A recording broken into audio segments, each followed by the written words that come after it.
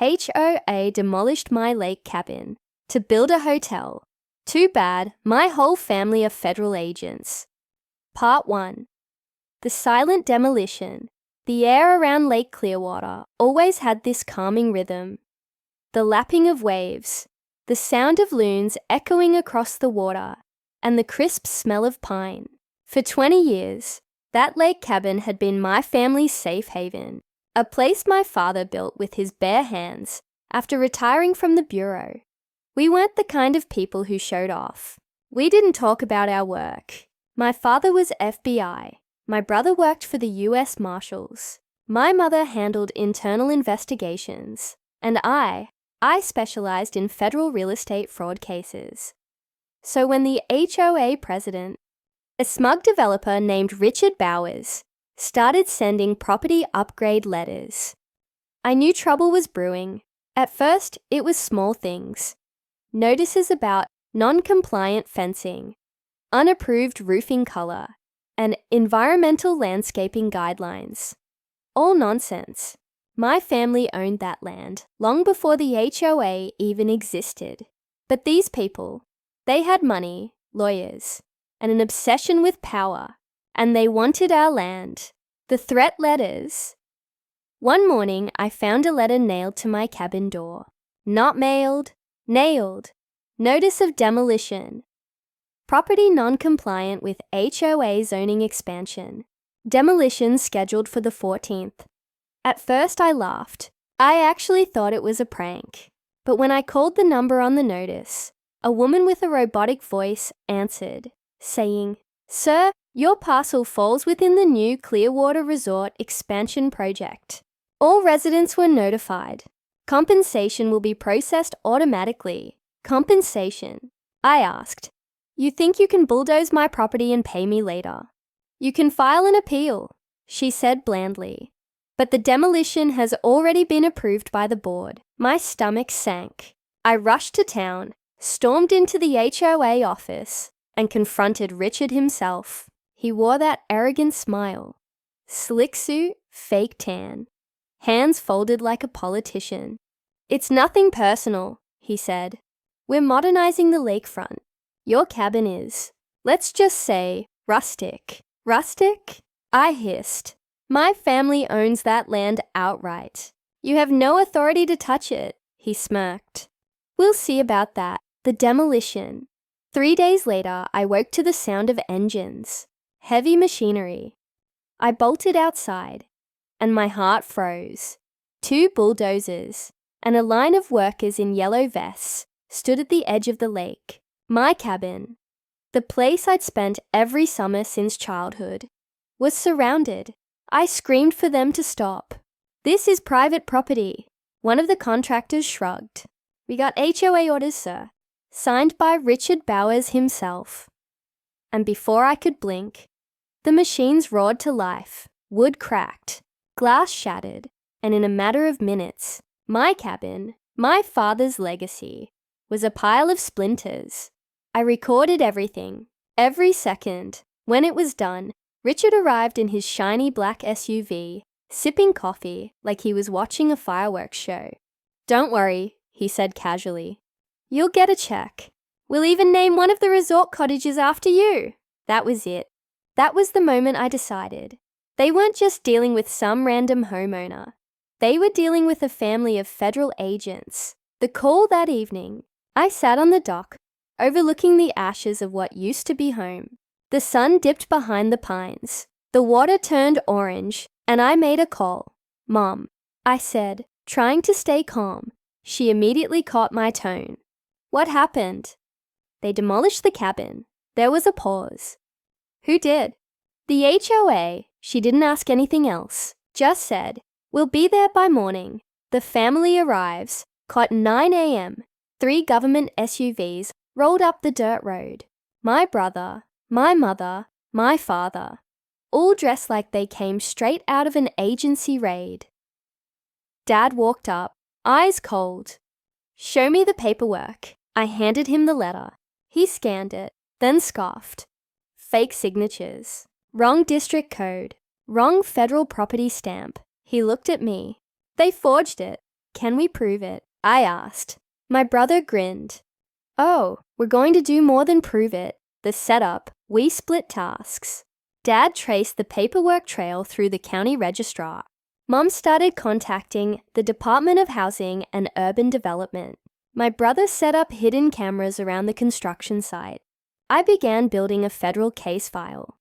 Real estate fraud, forgery, and unlawful demolition of private property under U.S. Title 18.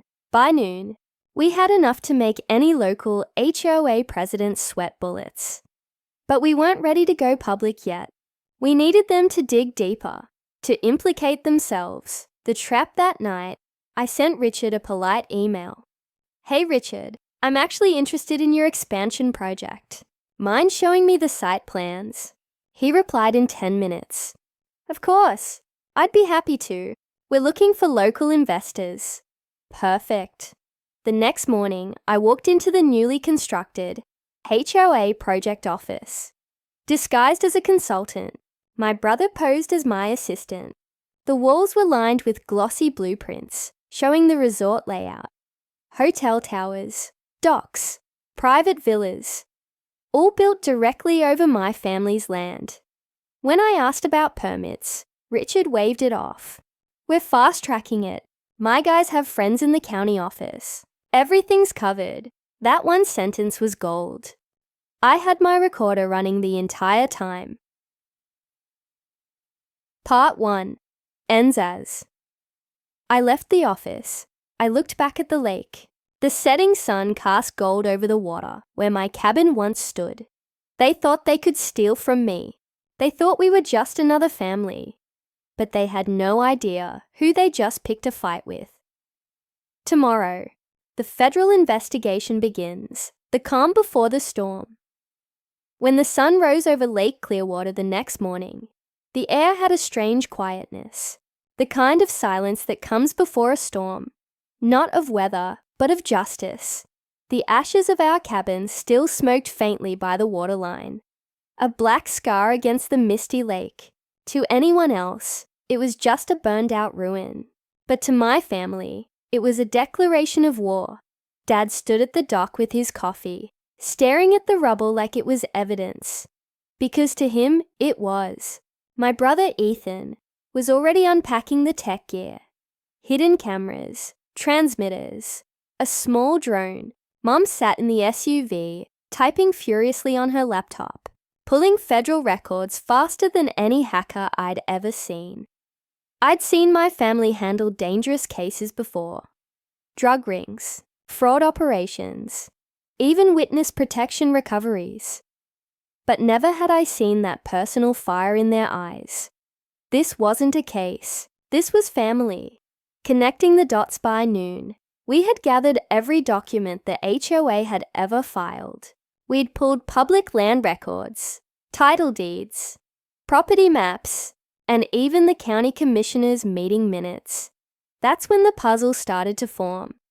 Richard Bowers wasn't just an HOA president. He was working with Clearwater Development Partners, a private investment group that had been quietly acquiring lakeside property for months. The group had financial ties to a shell company based in Nevada, a company already flagged by the IRS for suspicious transfers. In short, they were laundering money through community projects. Our cabin, it was the last piece of the lakefront puzzle. They couldn't complete their luxury resort unless our land was under their name. So, they forged papers, bribed local inspectors, and bulldozed it, hoping the compensation would make us disappear.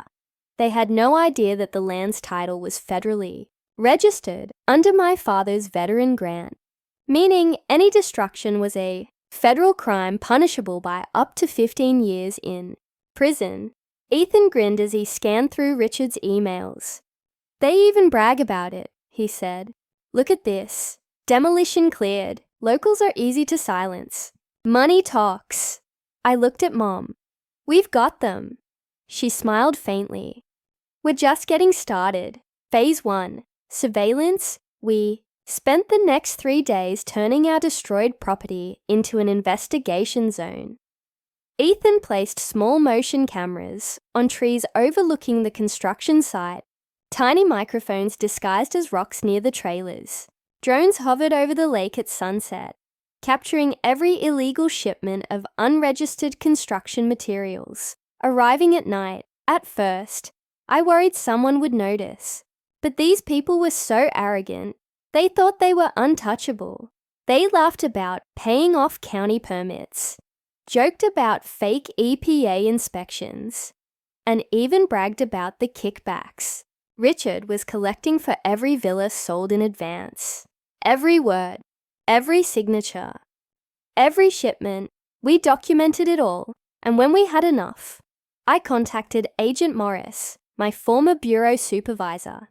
"You're telling me an HOA president demolished federal property for a hotel project," he said, half disbelieving. "I'm telling you," I replied. "We've got proof of forgery, fraud, bribery, and land seizure, and I want it handled right." He was silent for a moment, then said, "You just opened a case file. Let's do it officially. Phase 2, the bait. The plan was simple.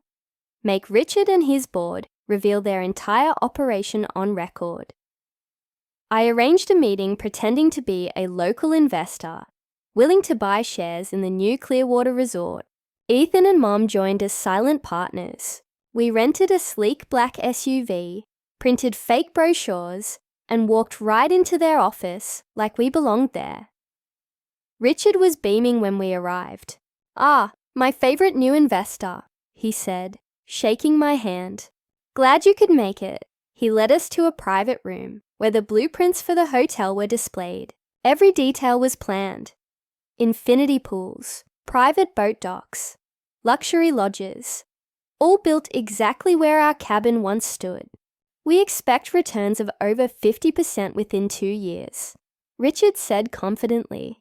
"Once the county signs off, we're golden." "County?" I asked casually. "I heard you already had those permits." He grinned. "Not officially, but we have friends.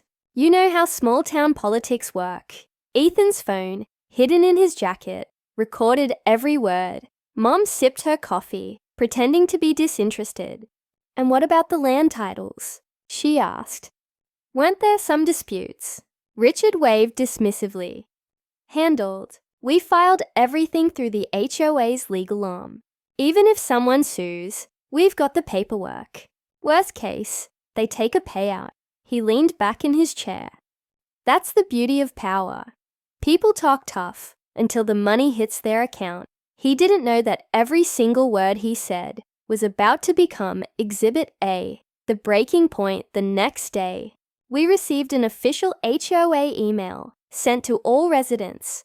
"Clearwater Hotel construction begins. Join us for the groundbreaking ceremony." The arrogance of it was almost breathtaking. They were hosting a ribbon-cutting event on the land they stole. Dad looked at the email and said, "We're going." We arrived dressed like ordinary citizens, blending into the crowd. Reporters, investors, and county officials gathered under a white canopy as Richard took the stage. "Today," he said proudly into the microphone, "we begin a new chapter for Clearwater. A place of luxury, progress, and prosperity." The audience clapped. Cameras flashed. Then he smiled directly at me.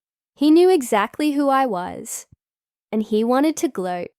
"Even long-time residents have embraced our vision," he said. "We're all part of this transformation." I clenched my fists.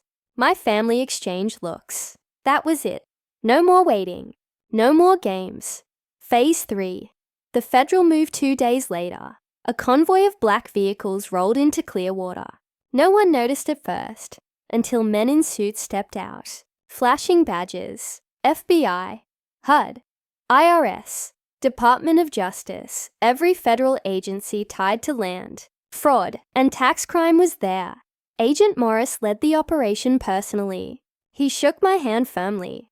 "You did well, Agent. Now let's finish it." The agents fanned out through the HOA's main office. Computers were seized, documents boxed, hard drives labeled. Employees were escorted out one by one. Richard arrived mid-raid, shouting at everyone. "What the hell is going on here? This is private property." Agent Morris turned to him calmly. "Richard Bowers, you're under investigation for federal property destruction, wire fraud, and money laundering. Please step aside." "You can't do this!" Richard barked. "This is a misunderstanding. You'll have time to explain. In court," Morris replied. The look on Richard's face was priceless. For the first time, his smirk vanished. The hidden evidence inside Richard's office. Ethan found something shocking. A folder marked, "Private, do not copy." Inside were contracts, payment ledgers, and a list of county officials who had accepted bribes to expedite construction permits. Mom photographed every page, uploaded them to the Bureau's database, and cross-referenced bank transfers. It turned out the HOA's Development Fund had funneled over $14 million in illegal profits to offshore accounts. The county commissioner, the zoning inspector, even the local sheriff, all on the take. That folder alone turned the case from a local crime into a multi-agency scandal. The arrests begin. Within 48 hours, federal agents raided multiple offices and homes. The county commissioner was caught trying to shred documents. The zoning inspector tried to flee to another state. Richard's vice president of development? He turned himself in. The news exploded. Lake Clearwater, HOA, under federal investigation. Fraudulent resort project tied to money laundering ring. FBI confirms forged documents used to seize federal land. Every TV station, every local newspaper, every online blog, all talking about it. Richard was led out in handcuffs, still yelling, "You'll regret this! I'll sue the government." The cameras flashed. Reporters swarmed. And for the first time since the demolition, I finally smiled. Restoration of the lake cabin months later, after countless hearings. The federal court ruled in our favor. The Clearwater Resort project was permanently terminated, all assets seized, and the HOA was officially dissolved for corruption. The county transferred full restoration rights of the property to us, including compensation for destruction, environmental damage, and emotional distress. It wasn't about the money. It was about the principle. We rebuilt the cabin from scratch. The same layout, same wood pattern, same porch swing, facing the lake. Only now, it wasn't just a cabin. It was a symbol that power and greed, no matter how loud, would always crumble before truth and justice.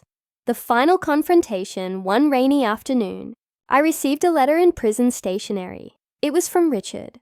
"You think you won," it read. "But people like me always come back. You can't stop progress forever." I stared at it for a long time before tossing it into the fire. "Progress?" I murmured. "You built lies on stolen land." As the flames devoured the paper, I felt the last of that anger fade. We didn't just win a legal case. We restored our father's honor, our home, and our peace. 6 months later, the memorial gathering. Every summer, families gathered around the lake again. The community rebuilt, without corruption, without greed. The old HOA office was turned into a community library. The land Richard once claimed became a public park. During the memorial gathering, Dad stood on the rebuilt porch and said quietly, "Your granddad built this place to protect something simple, peace. We defended that peace the same way he would have." Mom nodded. "And we'll make sure no one ever takes it again." The sunset reflected across the lake, bright and golden. The water shimmered like glass. We didn't just rebuild a cabin. We rebuilt legacy. The truth revealed weeks later. A national investigative show covered the case. The HOA that went too far. They interviewed whistleblowers, former board members, and even one of the contractors. One of them admitted, "We were told it was all legal. We didn't know they forged the papers." If I'd known, I'd have never touched that property. The show ended with footage of our rebuilt cabin and a voiceover saying, "In the end, justice wasn't served by anger or revenge. It was served by truth, family, and a refusal to be bullied by power." The story went viral. People from all over the country sent messages saying how it inspired them to fight back against corrupt HOAs. Epilogue. 1 year later. A year later, the lake looked better than ever. New wildlife returned. The air felt cleaner. Our cabin porch had a small plaque that read, "In memory of every homeowner who refused to be silenced." Ethan sat beside me, watching the water. "You think it's over?" he asked. I smiled. "For now. But if another HOA ever tries something like this," Mom interrupted, laughing softly, "then they'll learn the hard way what happens when you pick a fight with a federal family." Dad raised his glass. "To Clearwater. Free, forever." The wind rippled across the water, carrying the reflection of our new home. Strong, defiant, and peaceful. Because justice isn't just about punishment. It's about balance. And at Lake Clearwater, that balance had finally been restored. Final words. When they demolished our cabin, they thought they were erasing history. But what they really did was write themselves into it. Because every time someone hears the name Clearwater HOA, they don't think of luxury or profit. They think of justice. And justice, as my father always said, is best served cold and federal.